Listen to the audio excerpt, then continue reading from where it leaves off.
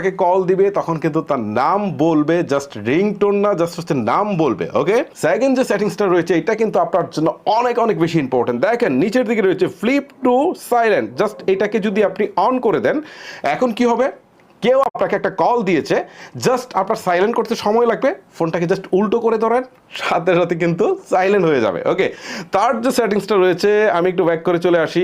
এইটার জন্য আপনি উপরের দিকে দেখেন কলার আইডি অ্যান্ড স্পাম নামে একটা অপশন রয়েছে, জাস্ট এখানে একটা ক্লিক দেন, দেওয়ার পর হচ্ছে এখান থেকে see caller ID and spam, just এটাকে আপনি অন করে দেন, এই অপশনটাকেও আপনি অন করে দেন। এখন এমন কিছু নাম্বার থাকে যেগুলো স্পাম, সো এই নাম্বারগুলো যখন কল আসবে তখন কিন্তু ফোন নিচ থেকে বলবে যে স্প্যাম কল। সো এই ফোনগুলো আপনার রিসিভ করার দরকার নেই, কারণ এগুলো তো আপনি বুঝেই যাবেন। সো এই জন্য আপনার এই তিনটা সেটিংসে খুবই ইম্পর্টেন্ট। আশা করি এই তিনটা সেটিংস আপনার লাইফে অনেক অনেক বেশি কাজে লাগবে। সো এই ভিডিওটা কেমন লাগলো সেটা অবশ্যই জানাতে বলবেন না কমেন্ট সেকশনে। আজকের মতো আমি হিমেল বিদায় নিচ্ছি, আল্লাহ হাফেজ।